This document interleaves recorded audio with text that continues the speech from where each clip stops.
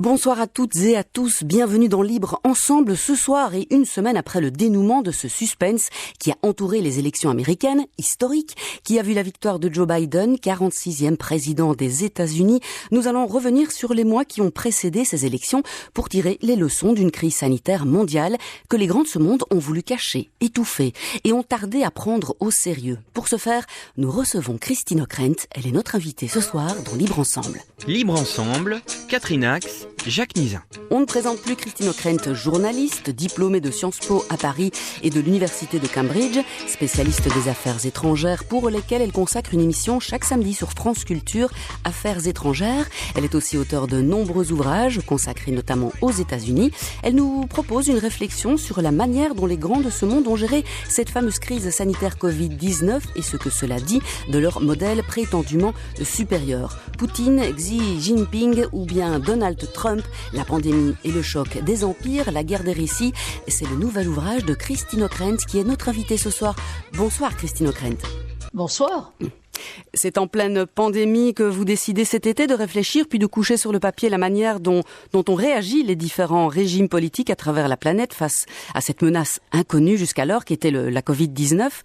Pourquoi ? Parce que il vous semblait qu'il se passait là quelque chose d'inédit. D'ailleurs, sans cette pandémie, est-ce que, c'est ma sous-question, Trump aurait été réélu ? Il m'a semblé en effet, à partir du moment où nous étions confinés une première fois, que c'était un moment singulier où le temps paraissait suspendu, où tout semblait aller très lentement pour chacun d'entre nous, et pourtant on voyait s'accélérer, se cristalliser les rapports de force entre les grands acteurs du monde contemporain sous le choc de la pandémie, à commencer bien sûr par la Chine, qui a été frappée la première, les États-Unis, la Russie, et puis nous en Europe, où nous avons été frappés un tout petit peu plus tard que les États-Unis, mais il y avait ce temps de latence où il était intéressant d'observer à la fois la préparation, ou plutôt l'impréparation à ce choc sanitaire, et à partir de là, la manière dont les différents pouvoirs ont construit leur récit. Un récit d'abord pour leurs propres opinions publiques, et ensuite, bien évidemment, un récit pour le monde extérieur, de façon à prouver, et ça a été le cas de la Chine en particulier dès le départ, Xi Jinping a essayé de prouver que le modèle chinois était le meilleur du monde sur le plan sanitaire, mais aussi sur le plan politique et économique. Alors vous parlez de guerre des récits, donc pour les auditeurs qui nous écoutent, d'une narrative, comme on l'appelle en langue anglaise, un récit en mouvement qui est construit ou pas. Est-ce que chaque civilisation a besoin de ce récit-là ? Est-ce que de tout temps, chaque État, chaque civilisation s'est construit ce récit ? Oui, écoutez, sans paraître pédante, il y a déjà l'Iliade et l'Odyssée, donc c'est extraordinaire que depuis toujours, le pouvoir s'accompagne de son propre récit. Alors évidemment, dans des sociétés ouvertes comme les nôtres, le récit, il est tumultueux, il est fait de toutes sortes de voix. Il y a évidemment le récit officiel, et qui est parfois discordant d'ailleurs, où on entend des ministres qui ne sont pas d'accord entre eux.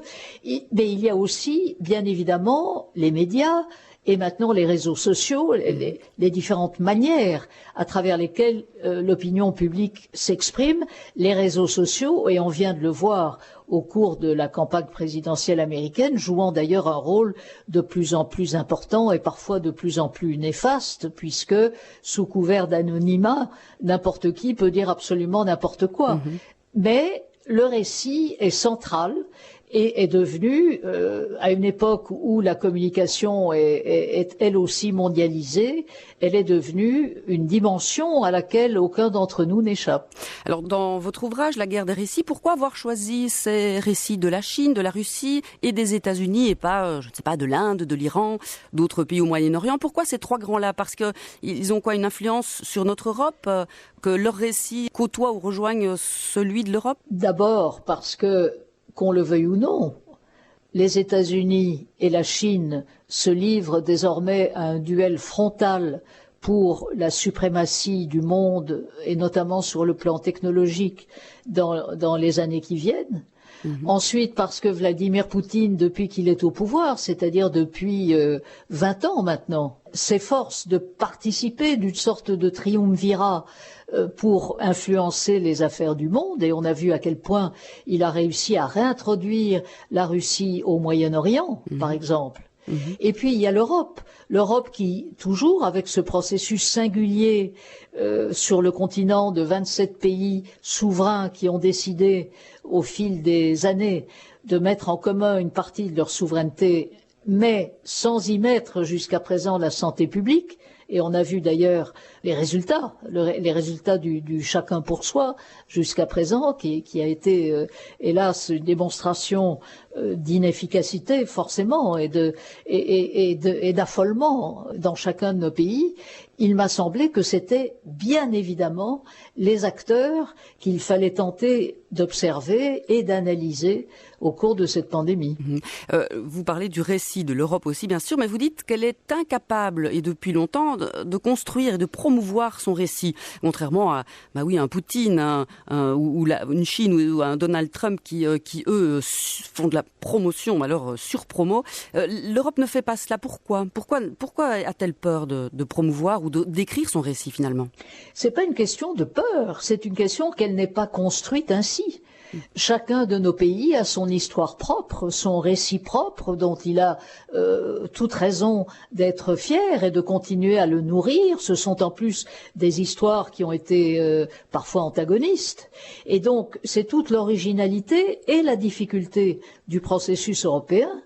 Et il est intéressant de voir que cette nécessité maintenant d'avoir un récit commun, eh bien c'est précisément la pandémie qui nous l'offre, paradoxalement, parce que le choc est immense, il est non seulement sanitaire, il est économique, il est social, et on n'en est pas sorti, loin de là, mais on voit que tout au long de cette année, et singulièrement depuis le mois de juillet, où il y a eu au niveau des chefs d'État et de gouvernement un accord difficile, mais un accord quand même, sur un plan de relance économique et financier sans précédent, eh bien, on voit qu'il y a une prise de conscience que le récit doit accompagner ce nouvel élan européen. On entend d'ailleurs en particulier Josep Borrell, qui est le responsable de ce qu'on appelle la politique extérieure de l'Europe, qui en parle ouvertement, qui dit bon, maintenant il faut construire un récit.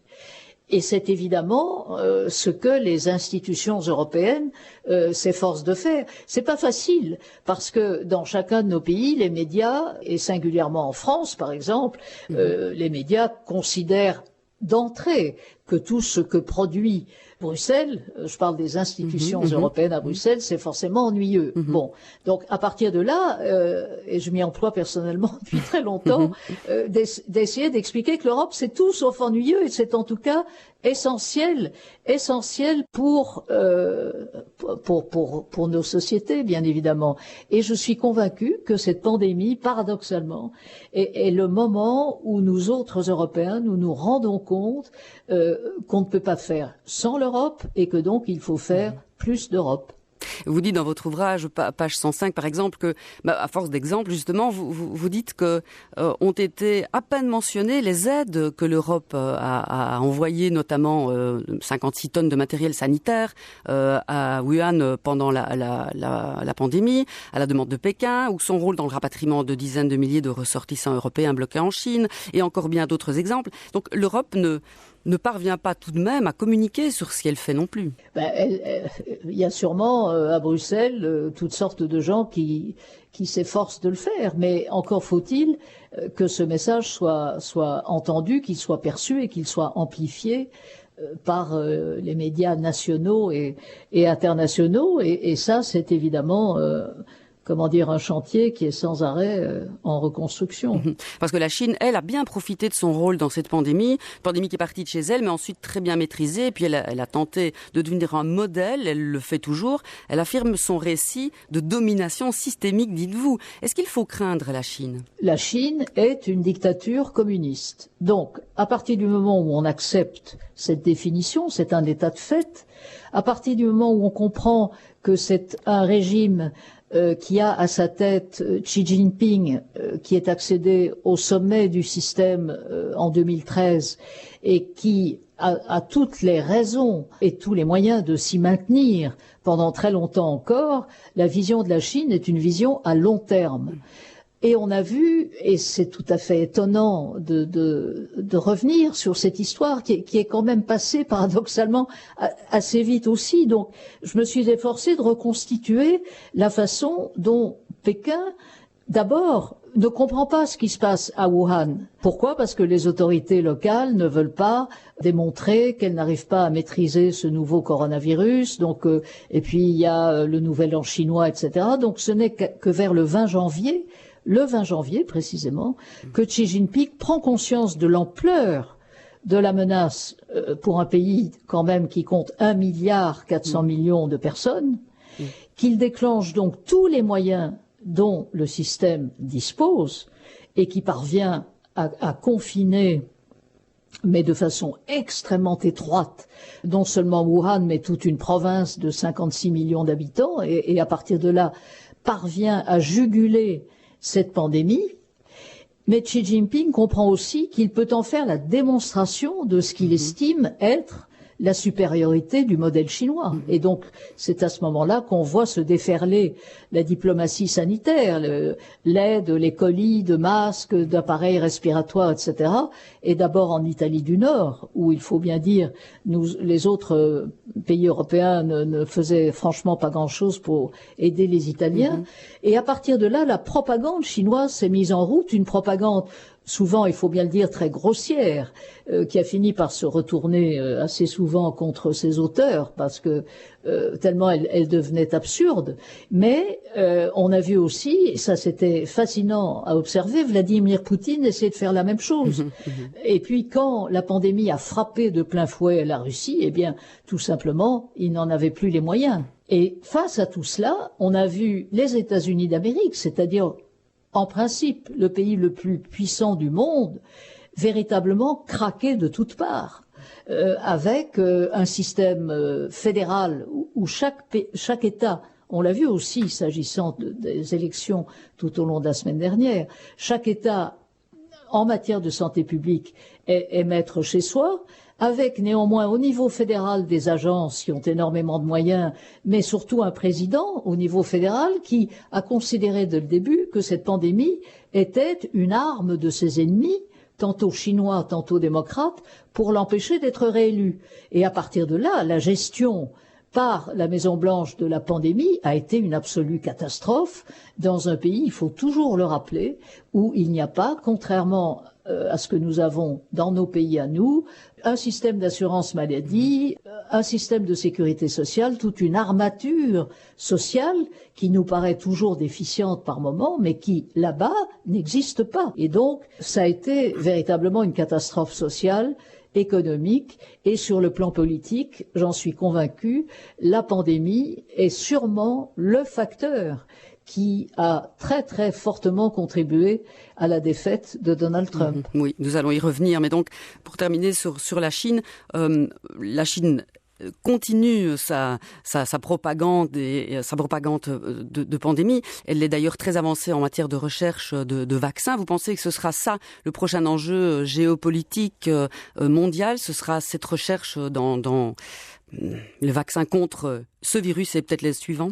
Bien sûr, la course au vaccin est devenue un enjeu géopolitique majeur, tout en étant un enjeu de santé publique mondiale majeur. Et maintenant que Pfizer, le grand groupe pharmaceutique américain, vient d'annoncer que son vaccin en phase 3 est extrêmement prometteur, on voit que ce groupe-là, par rapport aux Chinois, qui ont eux aussi 3 vaccins qui sont en phase de validation très avancée, le vaccin américain Pfizer, à côté d'autres vaccins américano-européens qui vont eux aussi continuer à être mis au point, il y aura sans doute, et c'est une nouvelle pleine d'espoir pour tout le monde, il y aura sans doute un ou même plusieurs vaccins disponibles. on peut l'espérer au début de l'année prochaine. Après, la question est celui de l'accès, car il est très important que ce vaccin ne soit pas exclusivement réservé aux pays riches.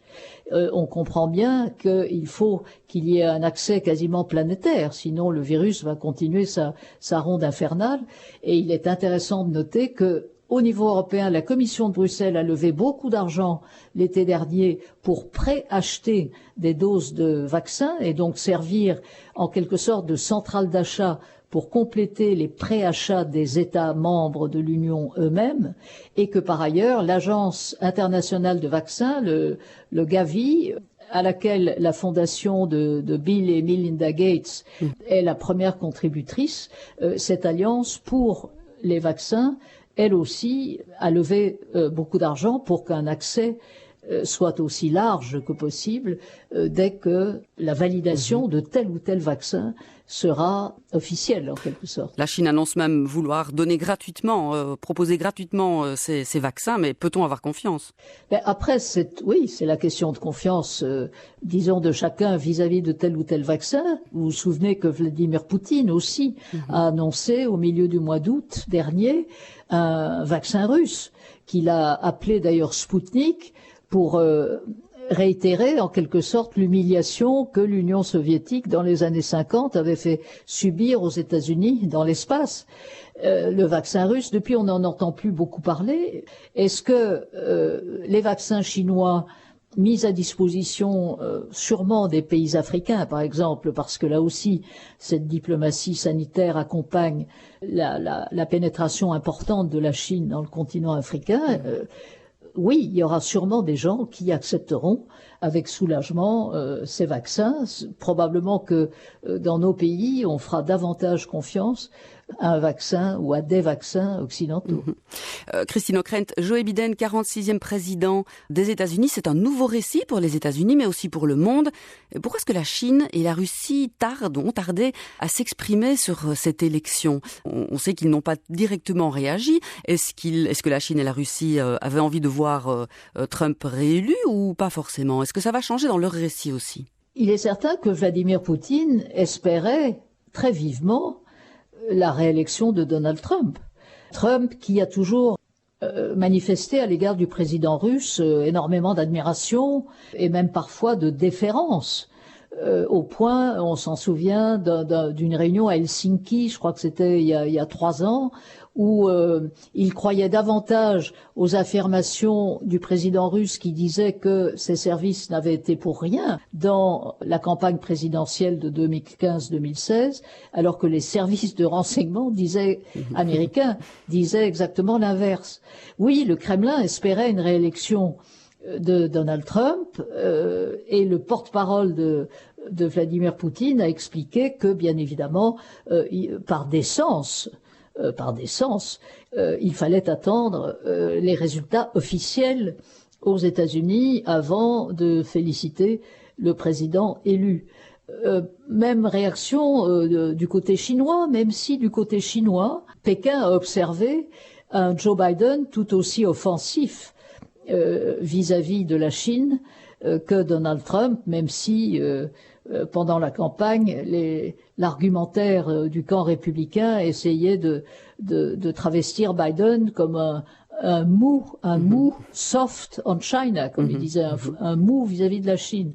Mais oui, ce sont 2 régimes autoritaires qui, au niveau de leurs propres médias officiels et des réseaux sociaux plus ou moins contrôlés, très très contrôlés en Chine et moins en Russie, se sont fait une joie de raconter évidemment le chaos qui a caractérisé l'élection présidentielle tout au long de la semaine du 3 novembre. Donc c'était intéressant de voir la manière dont ils en faisaient le récit, comme si c'était une façon de convaincre leurs propres ressortissants que finalement un dirigeant dur, sinon pur, était sûrement le meilleur système.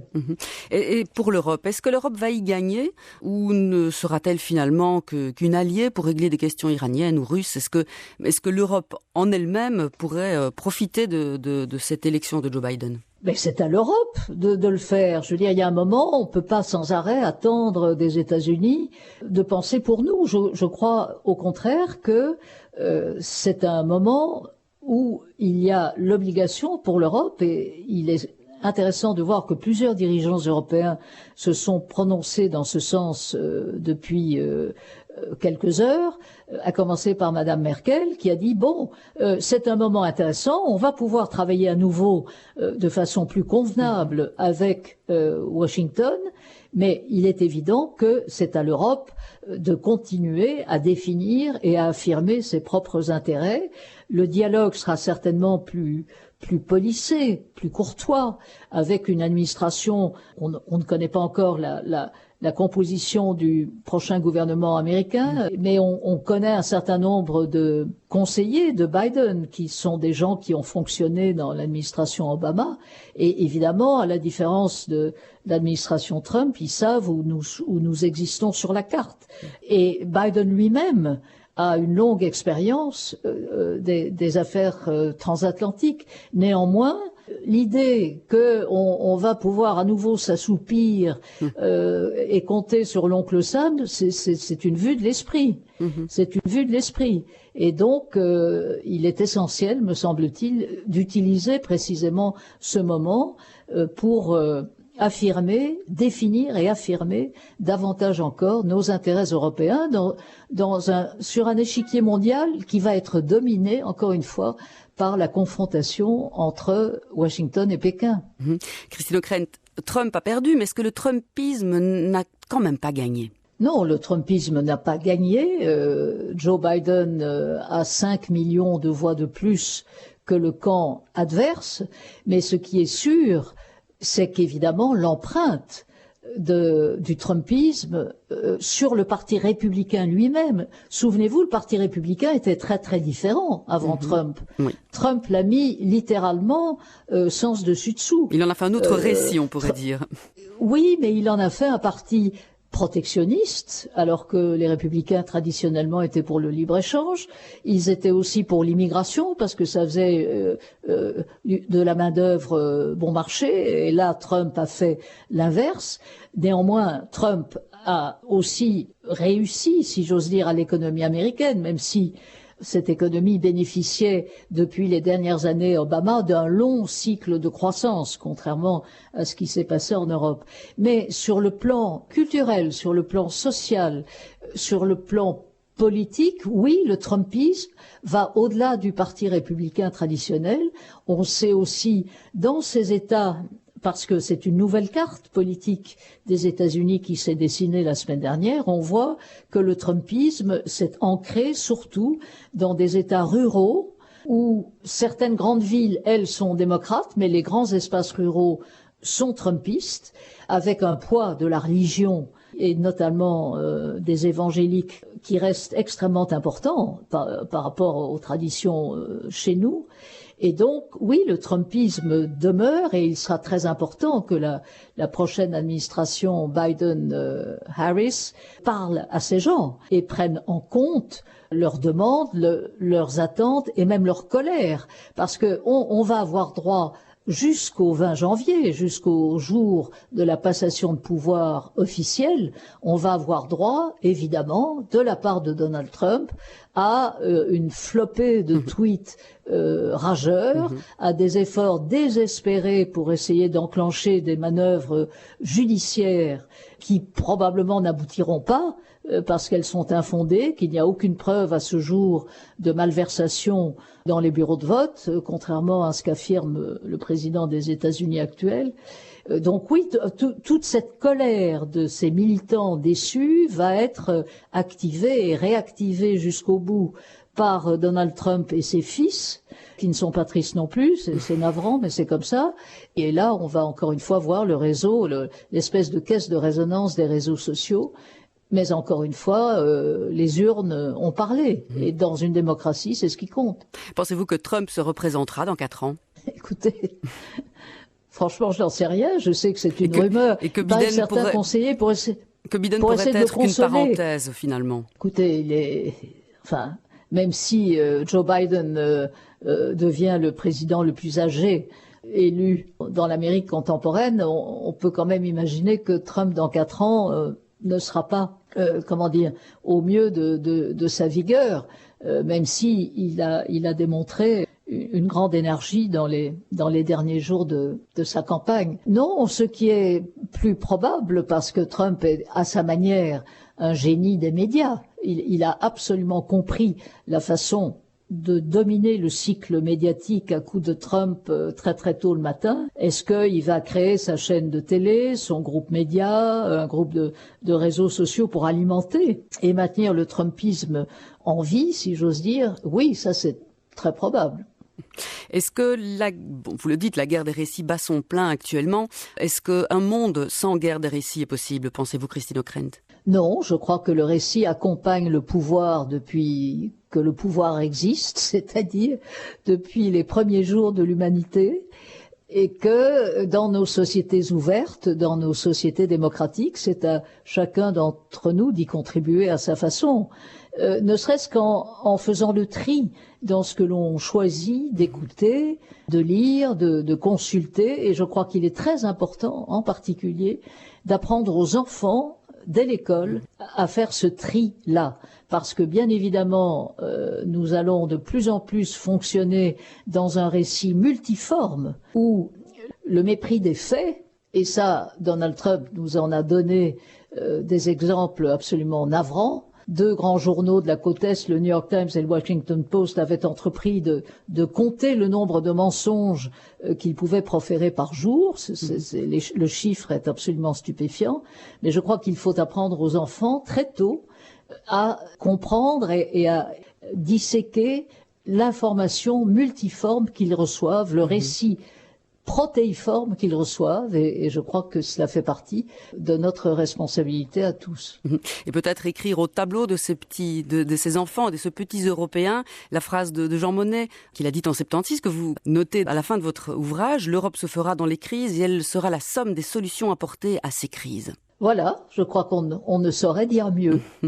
Et donc, pour ceux qui nous écoutent, Christine Ockrent, son dernier ouvrage, La guerre des récits, aux éditions de l'Observatoire. Merci à vous, Christine Ockrent. Merci. Bonsoir, à bientôt. Merci à tous ceux qui ont choisi d'être avec nous ce soir. On se donne rendez-vous la semaine prochaine pour un autre rendez-vous de la laïcité. À très bientôt.